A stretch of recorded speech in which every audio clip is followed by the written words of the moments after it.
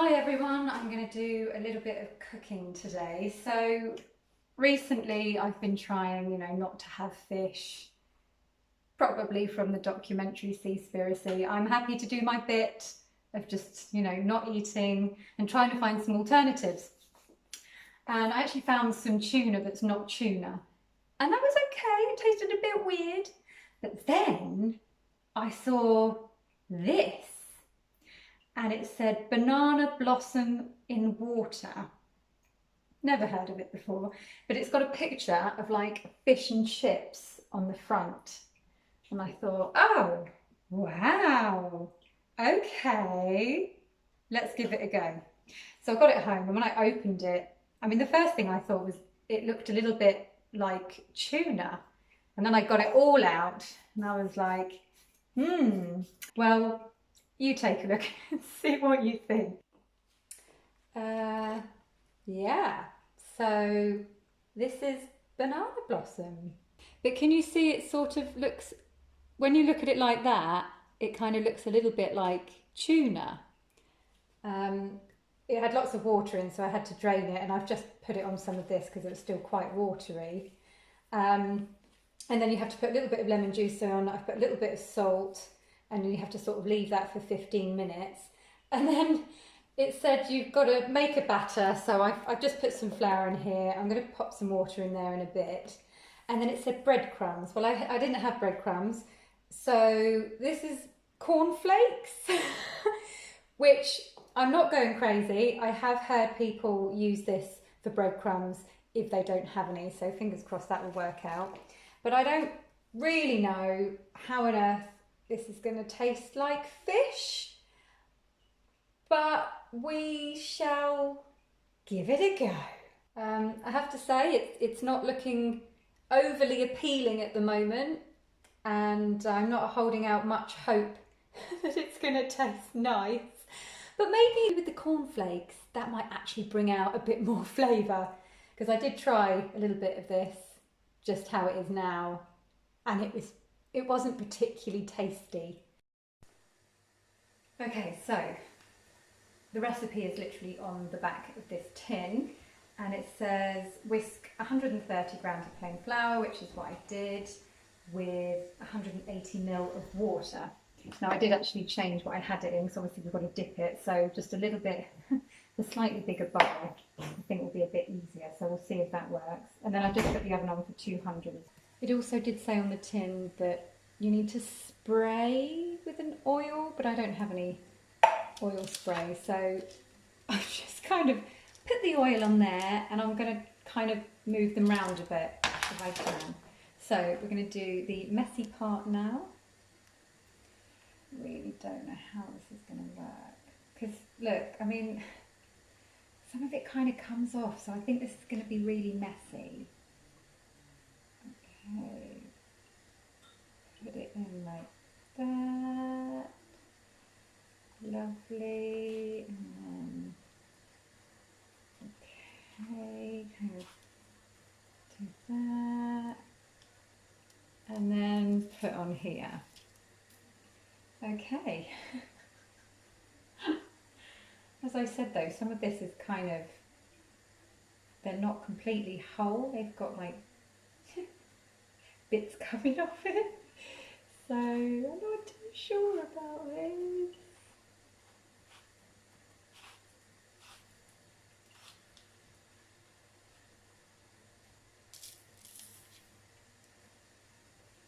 Oh my god, it's massive. Oh crap, that fell off. Never mind.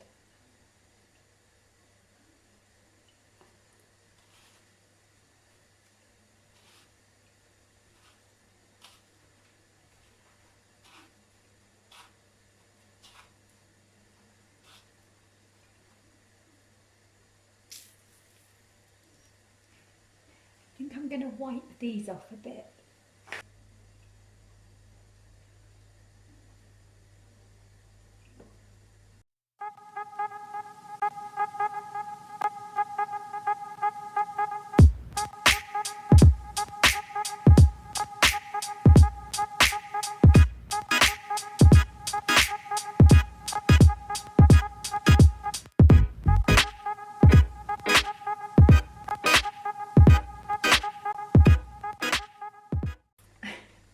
know if you can see, but like loads of the bits came off because it's just really kind of weird and flaky.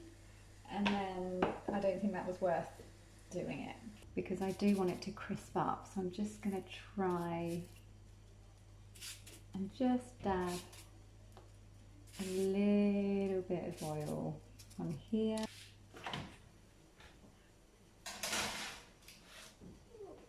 Okay, so I've got my chips cooking at the bottom. I've put these in now, and on the tin it said about 20 to 25 minutes. So I'm going to start with 20 minutes and see what it looks like. Yeah, okay. All right. Here is my weird fish and chips. And I thought I'd make it a bit more authentic and have a little bit of lemon as well.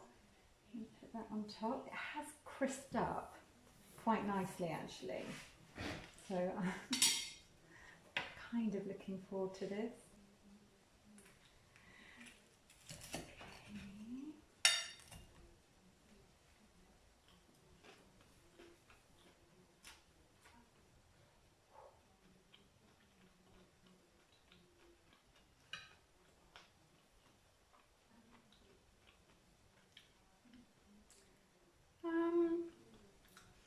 Maybe it might be a bit better with some peas.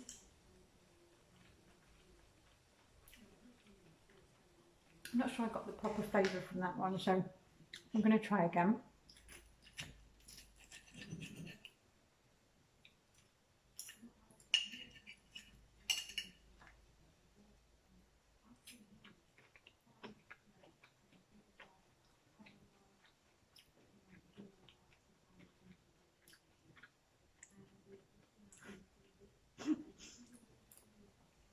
Well, let's face it, we didn't really think it was going to taste like fish, did we?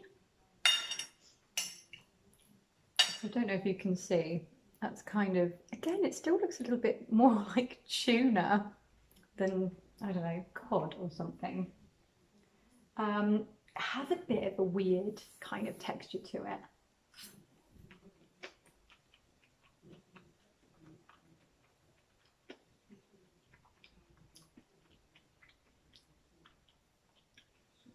It's not a bad taste,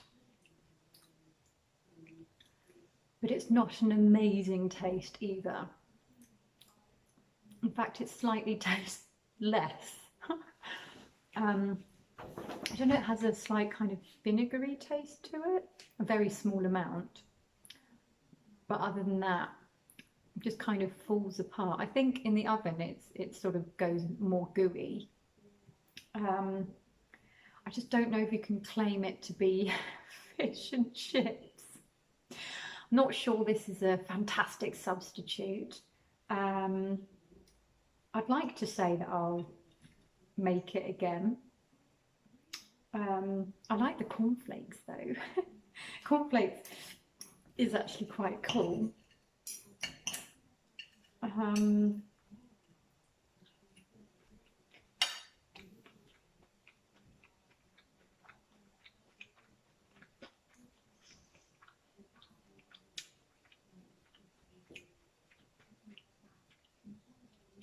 I don't know who came up with this idea.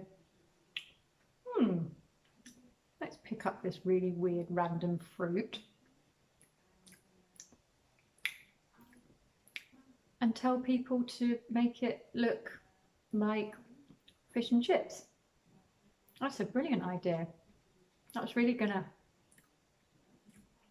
take off. I'm gonna give this like maybe a 5 out of 10. Give it a go though, because you'll have normal breadcrumbs. Maybe that'll make it taste differently. I really doubt it, but who knows. Plus I've got mayo, and maybe it'll be nice with a tartar. If you just smother it in tartar sauce, then maybe you can just kind of close your eyes and pretend that it's cod. I'm just not sure if that's going to help.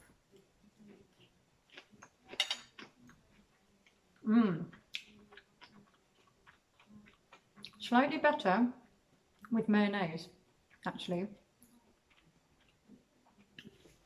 I think if it's just on its own, it's a bit weird, but if you have like a couple of peas with it, mayo, maybe a potato or a chip, then you could definitely get yourself into a kind of fish and chip state of mind and like kind of force yourself to believe that you're actually eating fish. But I'm probably not going to try this again anytime soon, unless I'm super desperate, which I'm not sure I will be.